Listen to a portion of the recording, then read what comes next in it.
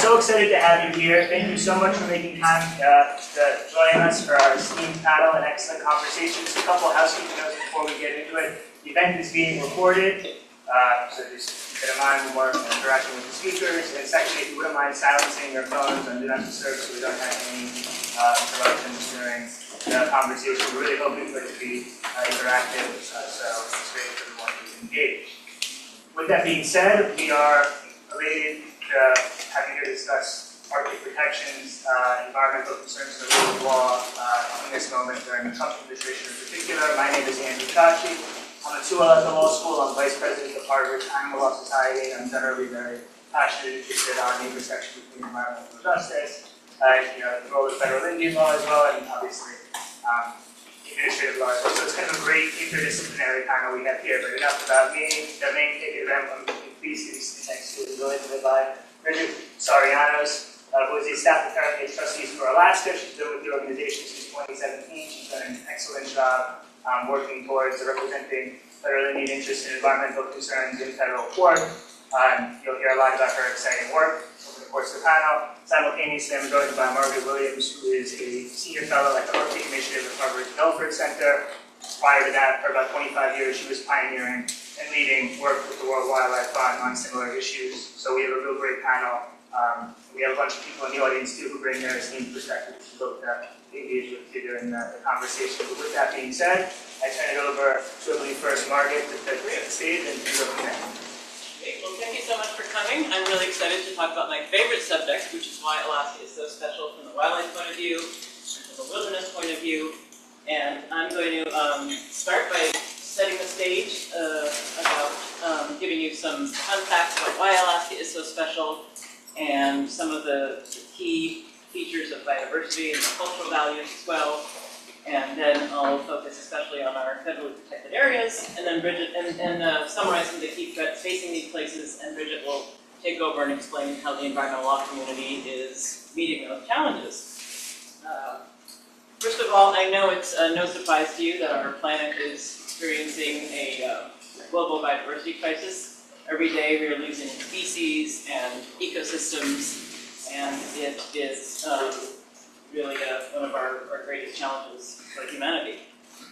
At the same time, there are places where there is still biodiversity intact, and this map shows in the dark shaded areas places where 90 to 100% of the biodiversity is more or less intact and allows for functioning ecosystems and resilient ecosystems. You can see across the Arctic, and especially in Alaska, that is the case. And when I was working at World Wildlife Fund, I worked with many colleagues who were going to Indonesia and Africa, and many of their challenges were going into degraded ecosystems and trying to restore places or bring back, the last few gorillas or elephants. But in Alaska, we have so much intact habitat, and that allows for these incredibly intact wildlife populations. Both Bridget and I live in Alaska, although I'm here in Cambridge for the school year, and it is hard to describe the scale of Alaska. For Americans, Alaska is larger than the size of, not for Americans, but you can probably picture Texas, California, and Montana all combined. And Alaska is still larger than those three states combined. Oh, you need this? So, the scale of Alaska. Alaska is larger than Texas, Montana, and California combined. Alaska has more coastline than the entire coastline of the United States. Everything about Alaska is big. We have North America's tallest mountain, Mount Denali. We have the largest land carnivore, the Kodiak brown bear. We have, the third largest river, the Yukon River, coming through Alaska. So many superlatives, and yet very few people, which is also a conservation opportunity. Less than 1 million people. About a fifth of those residents are Alaska Native. So it's a pretty exciting place to live and work. Speaking of superlatives, Alaska is also home to the greatest number of protected areas. We have 60% of the state is in federally managed areas. And this map shows the mosaic of protected lands or managed lands by 4 different agencies. The yellow area you see up in northwest Alaska, those yellow shaded areas are managed by the Bureau of Land Management. And that particular area up on the Arctic coast is the National Petroleum Reserve, which Bridget mentioned. Red shaded areas are managed by the U.S. Fish and Wildlife Service. When that particular place up there in the northeast of Alaska is the Arctic National Wildlife Refuge. Lighter green are national park units, and then the dark green areas are National Forest Service.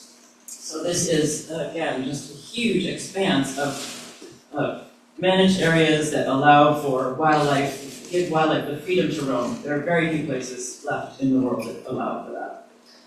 And this is all possible because of one of the most, or the most, comprehensive piece of conservation legislation that was ever passed in our country's history, the Alaska National Interest Lands Conservation Act. Kind of a mouthful, and we just call it ANILCA. And that was signed into law by President Jimmy Carter in 1980. That was the result of thousands of Alaskans and Americans working together to make this law possible. And it's a very long, rich, and complicated history, which I won't divert to tell you about, but the upshot is that it resulted in a vast expansion of protected areas, more than doubling our national park systems, tripling the areas protected in national wildlife refuges, adding river miles to the scenic, wild and scenic designation, and giving us these tremendous areas that hopefully some of you will have a chance to visit if you've never been. The other really notable aspect, among others, of ANILCA was the protection for people to have access to subsistence resources. And I'll describe a little bit more in detail what subsistence is in a few slides. But as a result of this amazing act, we have places like the Arctic National Wildlife Refuge, America's largest refuge, 90 million acres of intact habitat. We have Eisenbeck National Wildlife Refuge down on the Alaska Peninsula, with the world's largest eelgrass beds, and eelgrass is a very important component of wetlands.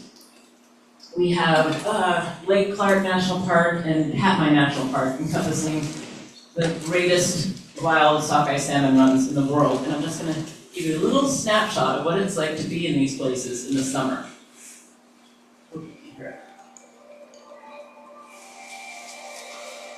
Sorry about that.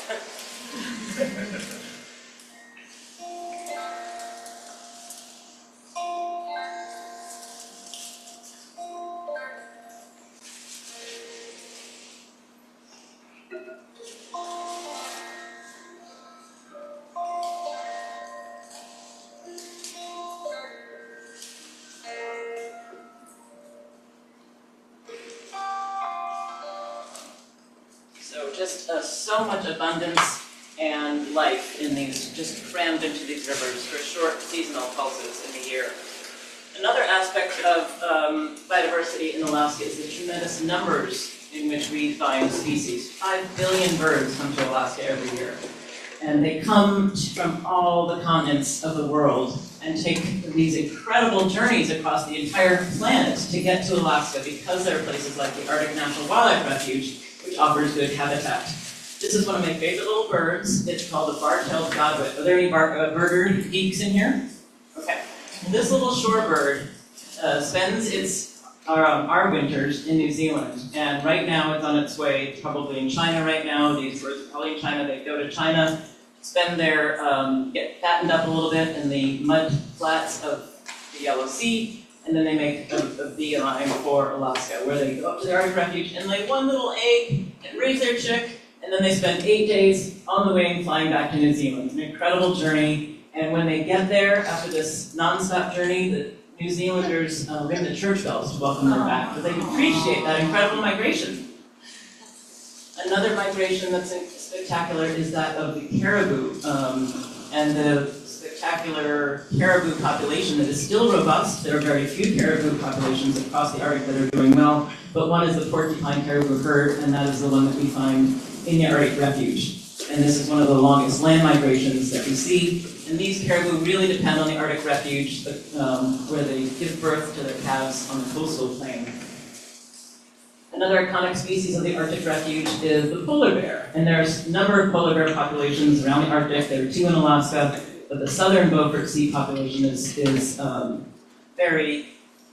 experiencing a serious decline. And traditionally, the females built their maternity dens out on the sea ice, but now because the sea ice is changing, because of climate change, these bears are coming on shore to build their maternity dens in the coastal plain. So that's another reason why this is so special.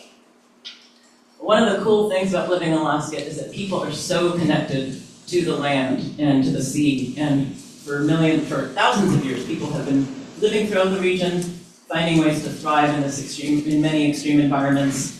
And today, many Alaskan rural communities harvest much of what they eat. 80% in some cases of protein comes from what people harvest, or catch, or hunt. And it's around the state. This is it's a celebration of the successful whaling harvest that I visited in Utqiagvik, Alaska, up on the north coast of Alaska. But all around the state, people are engaging in what we call subsistence.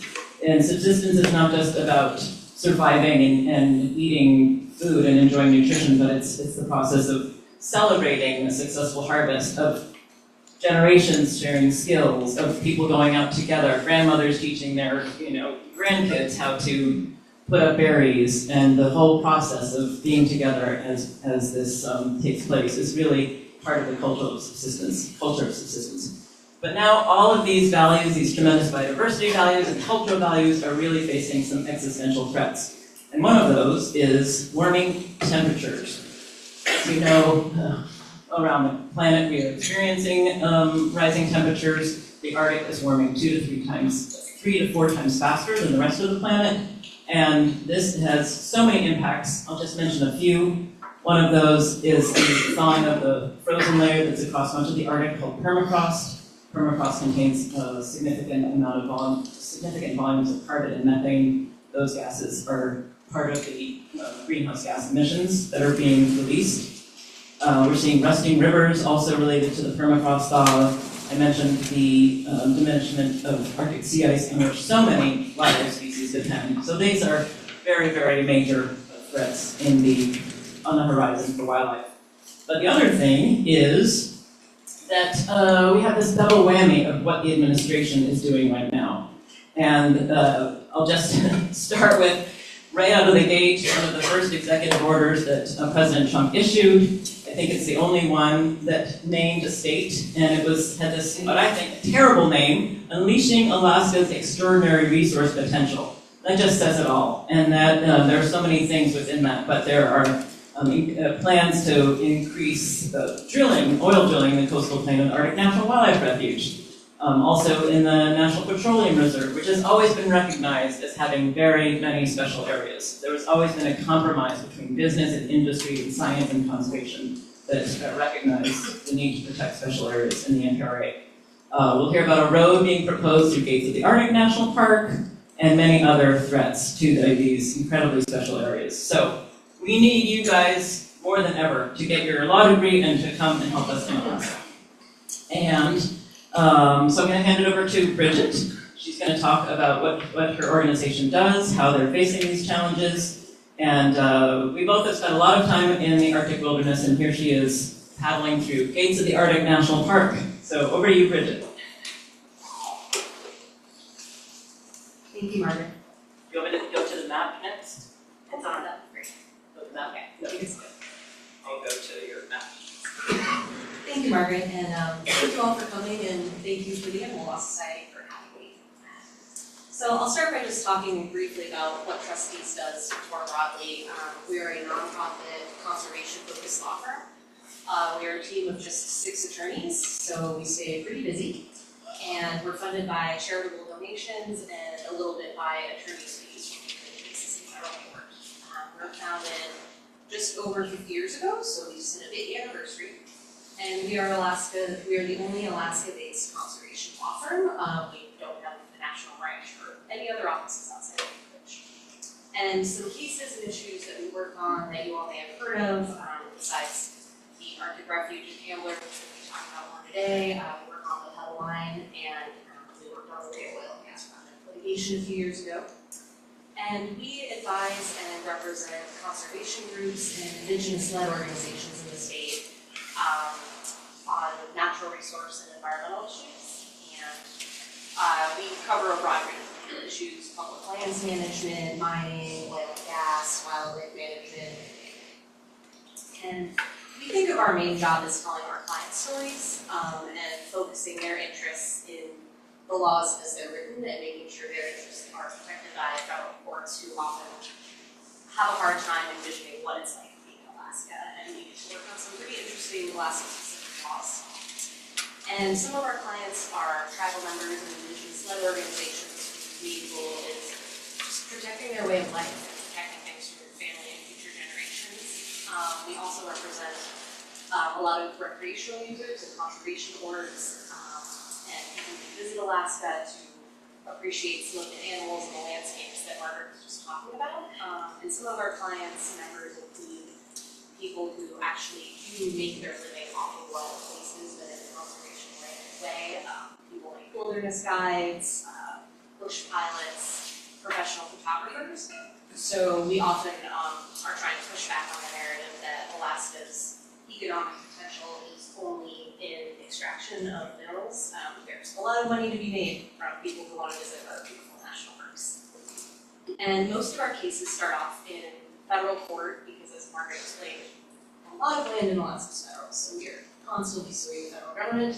And then most of the time we end up being adjourned to the Ninth Circuit Court of Appeals. And so I plan to just touch on a few specific cases that we're working on and talk about it in the kind of unique context of Alaska's laws and what lands are. So first I'll touch on the Arctic National Wildlife Refuge. For decades, Anoka. Sure. Maybe I could see you if you Oh, stand up. Yes, kind of winding back here. So for decades, Anoka prohibited any oil and gas activity in the Arctic Refuge. That was until 2017 when Congress passed the Tax Cuts and Jobs Act, and that opened the refuge to oil and gas leasing. But thanks to advocacy by our clients and our partners, and in some part to our litigation, no on-the-ground oil and gas activities have happened in the Arctic Refuge under that. And we initially sued over that oil and gas leasing program in 2020 when Trump, for the first time, approved an extensive leasing program allowing for lease sales and leasing to happen across the entirety of the coastal plain of the refuge, with very few, if any, protections for wildlife, water, and people. And our first listed primary clients on that litigation are the Bridget Steering Committee, and they're an organization that represents the unified voice of the Gwich'in tribes, who are the indigenous people who cover that area, and they cross the border into Canada. So there are about 14 tribes covering Alaska and Canada who are unanimously opposed to oil and gas on the coastal plain. And they oppose oil and gas on the coastal plain because their traditional knowledge and millennia of knowledge teaches them that the caribou herds that live on the coastal plain need an undisturbed, quiet habitat to have their calves raise them. And so any harm to the caribou in turn harm the Gwich'in, because caribou are their primary food source, and it's one of the cornerstones of their entire way of life. We also represent 12 different environmental conservation groups, ranging from small Alaska-based groups to larger national organizations like Sierra Wilderness Society, folks in the room have probably heard of. And that lawsuit raises a lot of legal claims. A couple that I'll talk about relate to Anoka, which Margaret touched on. One thing Anoka did besides create or expand our national parks and refuges was that it also establishes really specific purposes for each park and each refuge that the Fish and Wildlife Service or National Park Service needs to meet in their management of the areas. And so, unsurprisingly, we think that the Trump administration's leasing program does not actually further any of the Arctic Refuge's purposes, aside from oil and gas, and so that is a central claim in our lawsuit. We're also asserting claims on behalf of the Gwich'in that the Trump administration has not abided by the Anoka obligation to protect subsistence rights and subsistence users. And that lawsuit also features claims that you all are probably more familiar with, Wilderness Act violations, Endangered Species Act violations related to polar bears. So we have a lot going on there. We recently filed an amended complaint after the Trump administration reinstated the 2020 leasing program, and that case, it's working its way through federal district court, and we hope to have a decision from the judge by the end of the year. And the other thing to be on the lookout for with the Arctic Refuge is that there will be another lease sale soon, unfortunately. When Congress passed the Budget Reconciliation Act recently, they mandated a lease sale happen before July 4th of this year. So we and our clients are on the lookout for that, and that's part of the lawsuit that we currently have is making its way through court now. Now I'll move west and talk about the National Petroleum Reserve in Alaska. That is a nearly 12 million acre unit of public land. It's the biggest continuous public land unit in the country, and it's about the size of Indiana. It is entirely managed by the Bureau of Land Management, and it's governed by a really interesting organic act that only applies in this area called the Naval Petroleum Reserves Production Act, or Reserves Act for short. And that act gives BLM a dual statutory mandate. So BLM is supposed to protect surface resources and special areas, like Margaret mentioned, while at the same time allowing for expeditious oil and gas development. And so a lot of our litigation relating to the reserve focuses on in our opinion, BLM's failure to abide by that dual mandate and prioritizing oil and gas over its mandate to protect surface resources in special areas. Within the reserve, which often, I think because of the name, people just picture an oil and gas field, but the reserve actually is home to Teshekpuk Lake, which is the largest Arctic lake in the world. It's home to so many migratory birds. There's the Teshekpuk Lake caribou herd, and the reserve is also home to a number of Inuit communities who rely on its lands and waters and animals to continue to live. And the reserve has been under threat from oil and gas for years. Most recently, just a couple of weeks ago, BLM held a lease sale in the reserve and leased a significant number of acres, including nearly all the land surrounding Teshekpuk Lake, and areas that have never been offered for lease by any presidential administration in history, not even Trump the first time. So we're suing over that, and that is also in federal district court right now. And in the past, we've brought litigation on specific oil and gas projects that have been carried out in the reserve. Most recently, the massive Lowland oil and gas project, which ConocoPhillips is building adjacent to Teshekpuk Lake.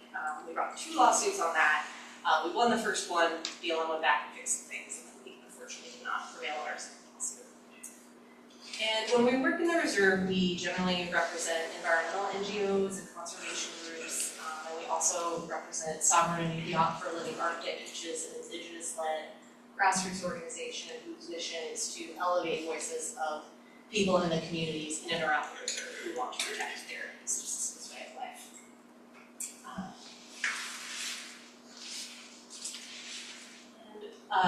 As with the refuge, we expect a district court decision this year on the reserve leasing program.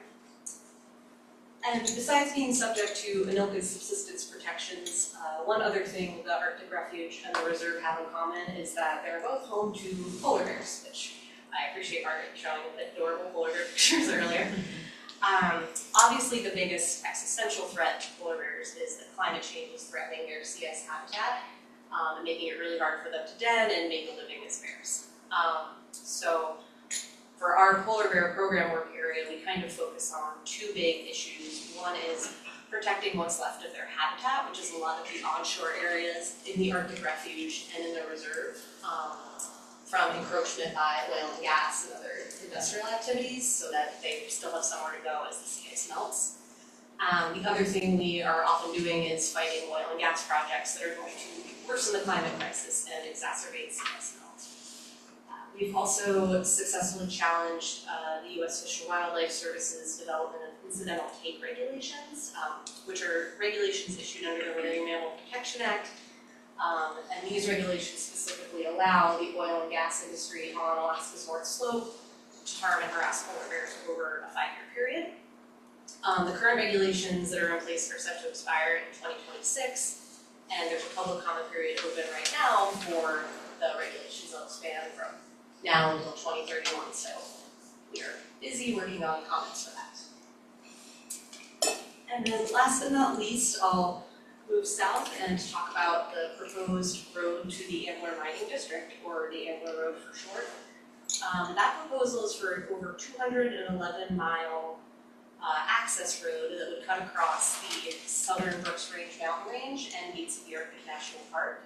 And the goal of that road is to allow access for mining in a really remote part of western Alaska that's kind of off the map down here. And I think, as Margaret mentioned, Alaska's huge and we don't have a lot of people. We also don't have a lot of roads. So sometimes people ask, why are you swimming over a road? Because I think on the East Coast, it's just like, roads are roads are everywhere. We don't have them, we don't want them. Roads beget mines, they beget people, and they really change the wilderness character of these areas. And this road in particular would harm multiple caribou birds.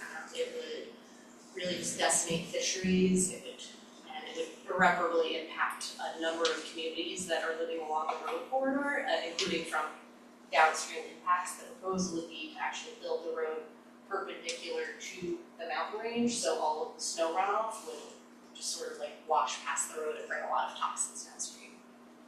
So back in 2020, we initially challenged the Trump administration's first round of permits for this proposed road.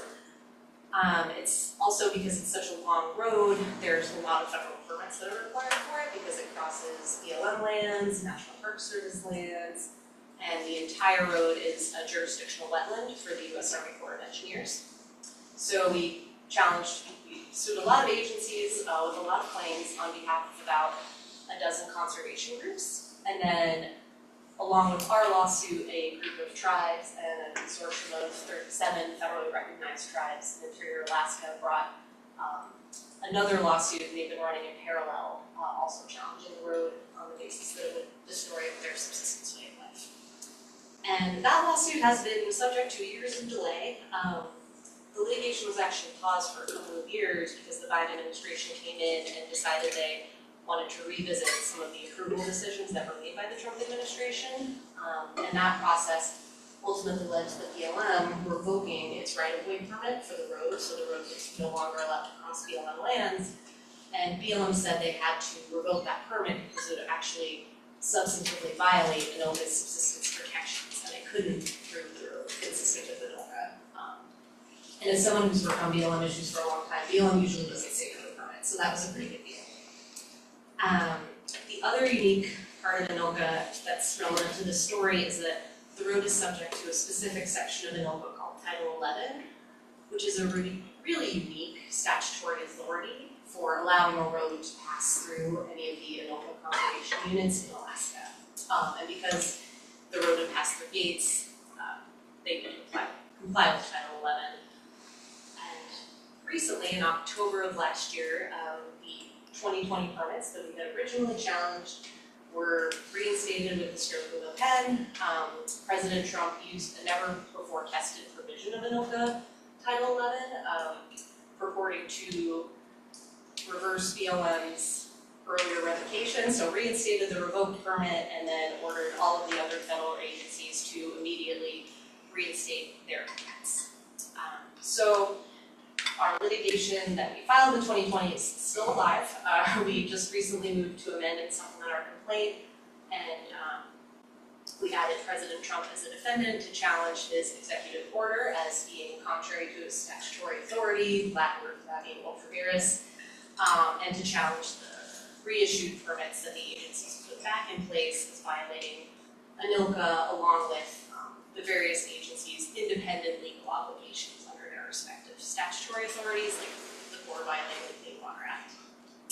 And we are waiting to resolve the motions to amend the complaint, and that lawsuit is just chugging along, and we're really hoping to get a decision on the merits sometime soon. That takes me to the end of my remarks. I'll turn it over to Andrew for Q&A.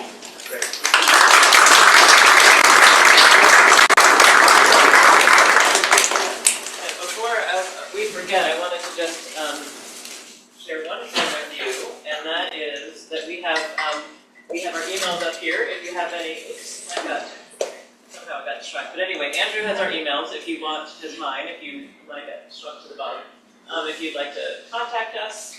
Also, I don't know if any of you were here last year, but almost exactly a year ago, we had the esteemed John Leshy, a graduate of this school, receive an award from the law school, and he's amazing. He wrote this book, Common Ground, and he's written a lot on public lands, and he has developed a curriculum on this law, on ANILCA. And you all, the Harvard Law School, is hosting it. So this is the website, and it's an amazing resource, and he's a terrific person. He's still very involved in this defense campaign. There's a group called Americans for Alaska, which I'm involved in, also a volunteer group.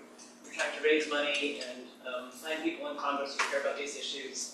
And so if you wanted to learn more about that, visit these websites. And Trustees for Alaska has its own website with lots of great information about public lands. And I wanted to tell you that at the Kennedy School, we're hosting an Arctic Film Festival with a cool couple of really neat films about Arctic public lands in Alaska. So you're all very welcome, and I'm going to leave some posters around here, and when you will come, just be sure to register. So now we can go to Q&A. Great, thank you so much, Bridget and Margaret, for your remarks. I have a couple of questions, but then I want to open it up because I'm sure you guys are clamoring to get access to these brilliant experts we have here. First, so coming from an animal law perspective, one of the main things we struggle with in class is standing and difficulty getting in federal courts and generally challenging action. And you mentioned kind of ANILCA, I guess from a baseline 2L, 1L perspective, we hear about the APA, we know about notice and comment, arbitrariness review, all these things. You mentioned the subsistence analysis in ANILCA. Maybe if you wouldn't mind talking a bit more about the mechanics of the organic statutes at play here. You mentioned a few, and also how maybe the breadth of certain provisions enable non-human animal considerations to be brought into kind of evaluating agency or government action. Yeah, we talked about this a little bit. I think because of the deep connection that so many people in Alaska have with animals, we often have, fewer struggles getting into court on standing grounds. Because even, subsistence users include people in Anchorage. We are actually, my husband and I, subsistence fish in the summer for salmon. And so I think it's because of the way people rely on animals so much as a food source and as a cultural connection, we are often, it's really easier to show harm than it might be in some other contexts, and it's the cases I read in law school before moving to Alaska. And then the same is true for, conservation groups and people who aren't necessarily hunters or fishers. I think being able to tell the story of people who want to go out to these really remote places just to sit there for 2 weeks and wait for a caribou herd to pass by. It's pretty special, it's pretty amazing, and we're largely in federal court, and so we do these standing declarations that we work with clients on, and sometimes they can be like 50 pages long of people just telling their stories about why these places are so valuable to them and what they mean, and how they'll be harmed by administrative actions that really damage those places. So I do think working on standing issues is one of the more fun parts of our job, I think, is very sensitive. Thank you, that's really interesting. And Margaret, I have a question for you too. We're all living through Trump 2 and kind of the whiplash and the rule of law concerns between administration and full executive authority, but you kind of just in your remarks that that's not really the full story. Congress has been complicit and acquiesced a lot recently in kind of supporting the kind of facing of the Arctic. So I guess, what's your analysis of kind of the resurgent congressional kind of interest or engagement, or and more broadly, what do you think can be done, or what are some areas we can kind of affect, kind of highlight to catalyze change? Because one thing, at least in the factory farming context, right, a lot of farming, there's this notion of a bucolic smallholder farms that we're protecting, when in fact industrial agriculture is like an overwhelming percentage of what's going on. But here in Alaska, I kind of look at it, it's like, these are actually like these communities that are kind of out there living on their own, doing their own thing. So this, if any community should be upheld or spotlighted, this is the one. So it kind of seems to be really counterintuitive in that sense. So what are your thoughts on maybe some of the congressional dynamics there?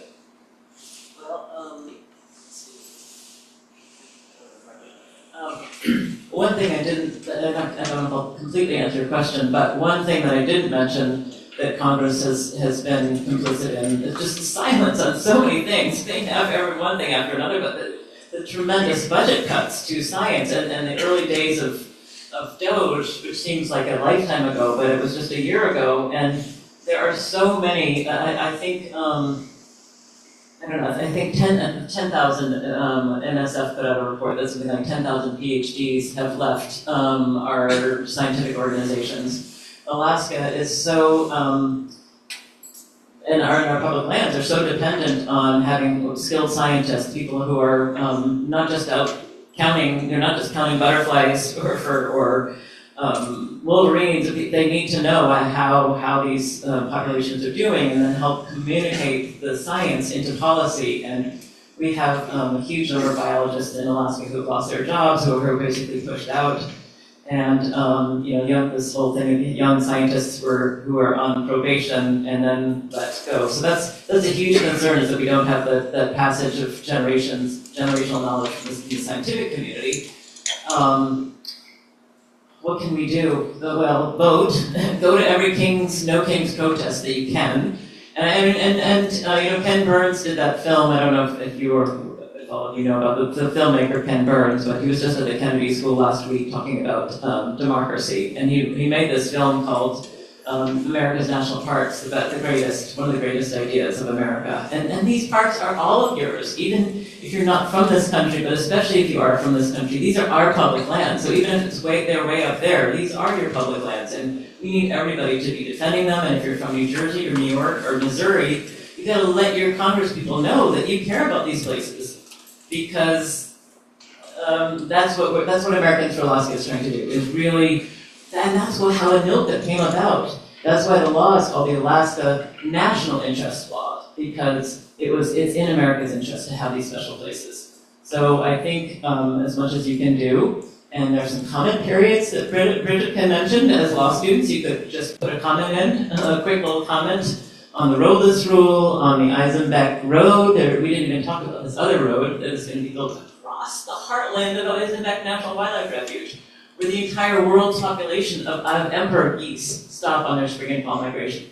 The entire world's population of the Pacific black brant, this black goose, spends its spring and fall migration stops at this place. So we need your voices, and we need your skilled litigation techniques and knowledge so you can come and help trustees. Wonderful, that's a good charge to the audience. I guess one last question, kind of as an opener to the audience.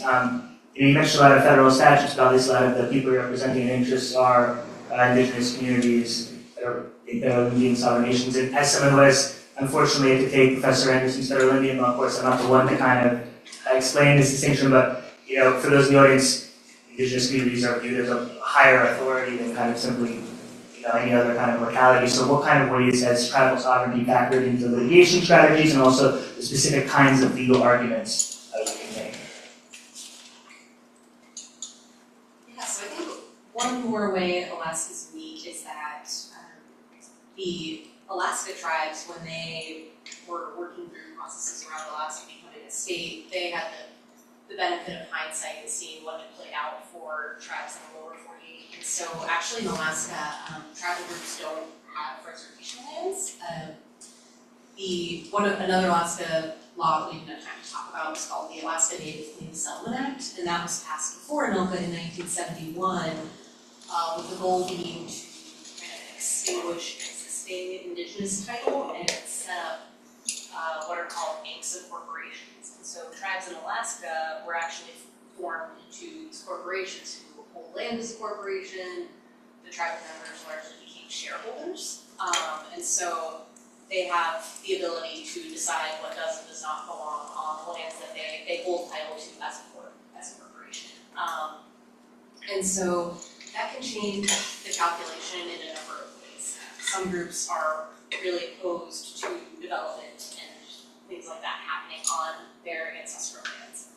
Conversely, some tribal groups are in favor of it because they see benefits from, financial benefits that come from, mining or oil and gas and things like that. And so, yes, tribes still have a lot of sovereignty. It works a lot differently, I would say, than it does in the lower 48. There's also, requirements like you have in the in the lower 48 about tribal consultation and things like that. But yeah, I'd say it's definitely a lot different in terms of the land use. Laws surrounding it are a lot different. and some of the calculations are a lot different for tribal members in terms of, balancing the need for income versus the need to protect lands into the future. Thank you so much. Let's open it up to the audience. Any questions we have? Otherwise I can continue. All right, let's work our way. Yeah, you mentioned the roadless rule, and I know we expect the rescission of the 2001, or like the proposed rescission of the 2001 vote to be dropping in the next few months. Can you talk about how you're thinking about that on top of the other actions that are going on in Alaska? Well, I can only be brief on that because Trustees actually doesn't work on the Congress. First Justice does a great job. But yeah, it's the public comment period's out. I think, a lot of the arguments will probably revolve, as they often do after an administration change, around the reversal of the prior policies and the failure to, incorporate the findings of prior administrations who thought the roadless rule should be kept in place. Thank you for. Just one insert. So the Tongass National Forest, and I really haven't spent much time there, but it is a spectacular place with many, many acres of ancient old growth forest. It's the part of the North Pacific rainforest. It's a place where you have amazing bears and bird life, and it's a very, very special place. And the comment period is open, so great assignment for law students. My question was about how you convey the issues of a case to a court, specifically in the Ninth Circuit, that may not have experience being in Alaska. I really appreciated the PowerPoint and the visuals you were able to give to us. But how can you convey the issues at play, the story you want to the court, and maybe they're not as familiar? Yeah, we actually spend a lot of time in our briefs kind of developing background.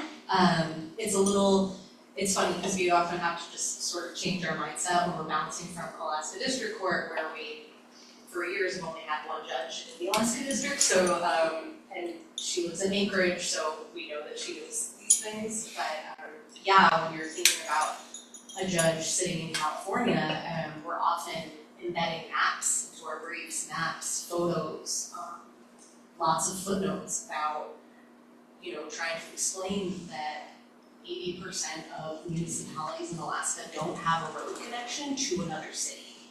And it's really, I think, hard to wrap your brain around that. And so anytime where we have a case where we're challenging a road, we try to drop in those pieces so that someone can kind of form a picture in their head of why something that sounds really innocuous, like a road, is actually going to have, potentially destroy 100 million acres, but so many acres of wilderness. So yeah, I'd say there's a lot of time we spend on the background facts, and sometimes those are half of our brief, because otherwise we just don't think the judges are going to put or we worry the judges won't put the pieces together of why it matters and not work, if they just think it'll be hyperbole without that context. There was a question here first. Let me give you the mic just for the recording. Sure. Otherwise,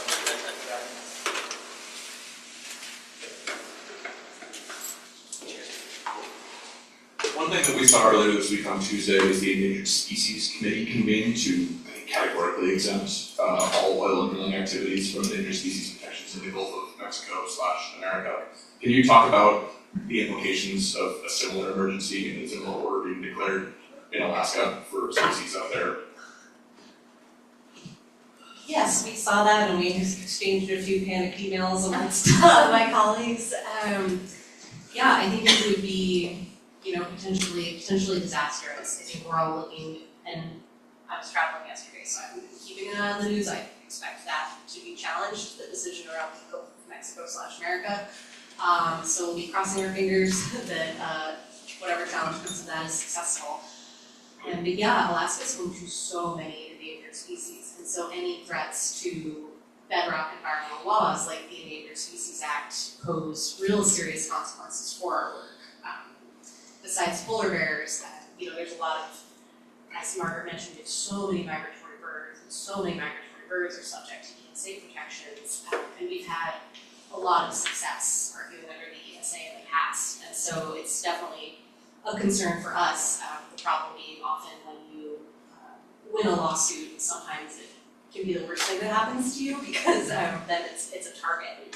And so yeah, I think we're definitely worried about what that could mean for our work on polar bears as well as endangered spectacled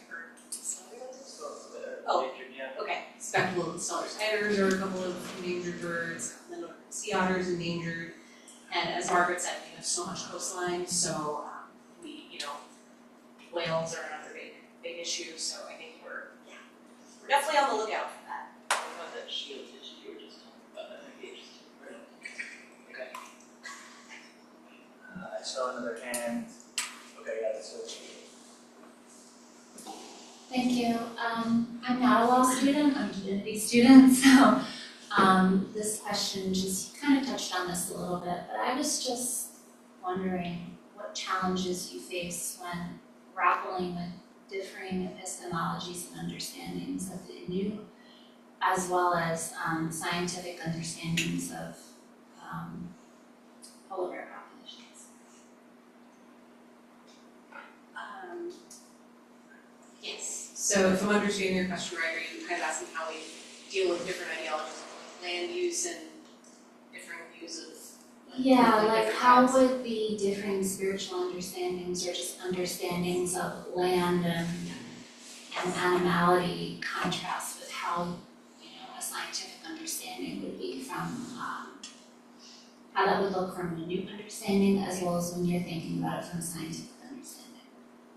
Yeah, thanks. One of the interesting things, we work really closely with our Indigenous clients, and it's always amazing to me how often seamlessly what they think is going to happen and what they see coming actually does align with the Western science perspective.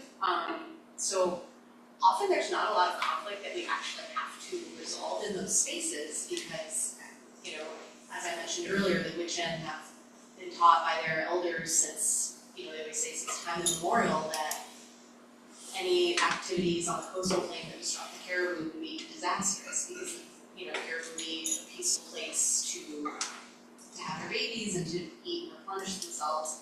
And in the decades that Fish and Wildlife Service scientists have been studying the herd and the vegetation in the Arctic Refuge, it turns out the Arctic Refuge has really unique vegetation.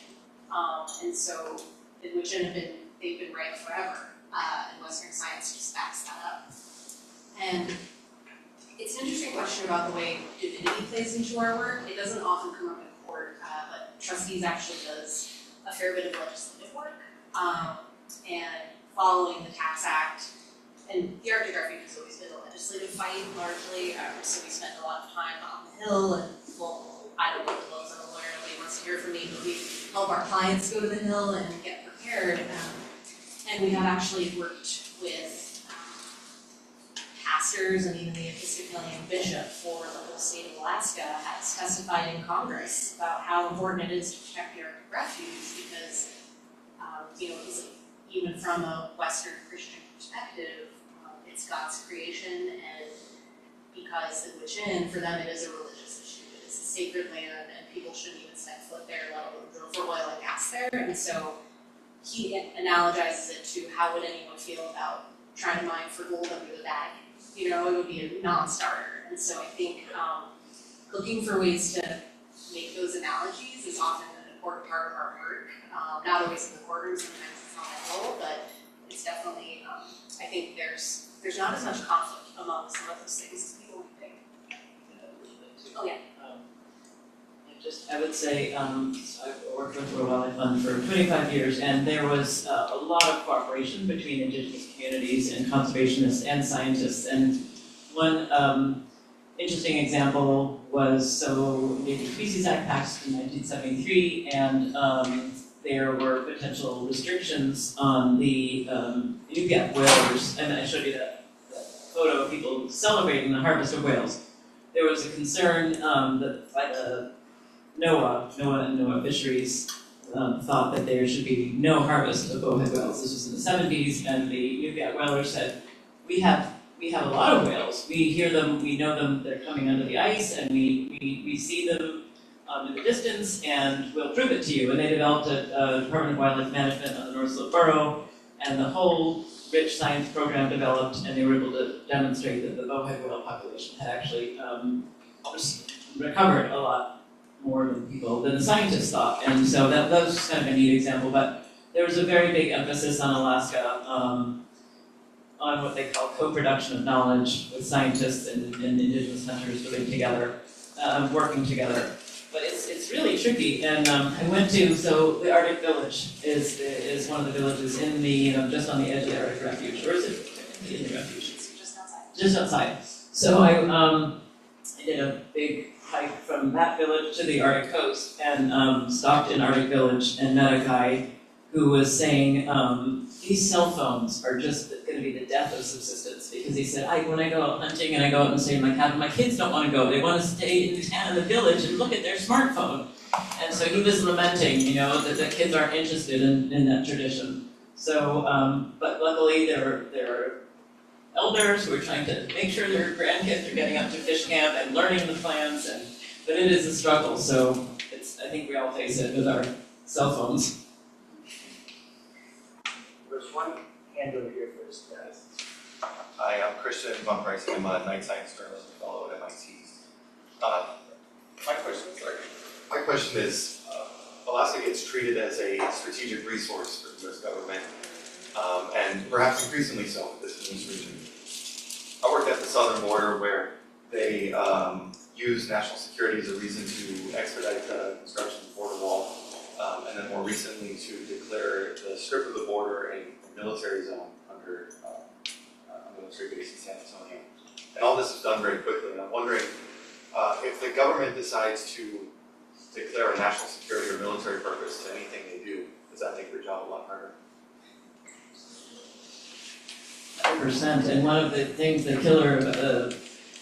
one of the killers about the Ambler Road is that we've used this term critical minerals. Why are they critical? To whom are they critical? Do we really need all of those minerals? Do we really need a 200-mile road across this incredible national park to destroy migrations and people's livelihoods? And this critical mineral idea has been touted as part of our national security future. And we need to open up this new Ambler mining district. So I think that is creates, and it also sets up a new way to vilify environmentalists. If you guys don't care about our national security, or you don't care about people, or you just want to make us live in a glass, or Senator Murkowski loves to say, environmentalists just want everybody to live in a snow globe, and make it look pretty, and that's not the case, but I think that's already happening with this Ambler mining district, and maybe Bridget, you can think of other examples. Yeah, the only thing I would add briefly is that I think the national security narrative is really hard, and I think the other thing it ignores is just how expensive it is to operate in Alaska and how hard it is, and how for a lot of companies it just doesn't make sense from a bottom line perspective. I mentioned the Trump administration helped, authorize a really extensive leasing program in 2020 with no real environmental protections. They offered everything for lease, and that lease sale was in January of 2021. And how many oil companies do you think showed up to bid? Zero. Because it just doesn't make sense as a place to drill, because there's no access there. There's no roads, it's really expensive, it's far, it's cold, it's dark. And so you can say we need oil from the refuge all you want, but it doesn't mean it's available, even if oil exists under the ground, which is another general question mark. So yeah, I think it's hard when those narratives get played out, and nobody's actually paying attention to the facts on the ground. Surprise, surprise. Yes. I'm interested in the Alaskan pipeline because it's been around for a long time, and I don't know what lands it's gone through and what its impact has it had on wildlife and humans. Well, the question of whose land is the pipeline on is a very prescient one. Just about a month ago, the Department of Interior revoked withdrawals. So when Congress passed ANCSA, which I mentioned earlier, in 1971, when Congress passed ANCSA in 1971, they gave the Secretary authority to withdraw lands to create the pipeline.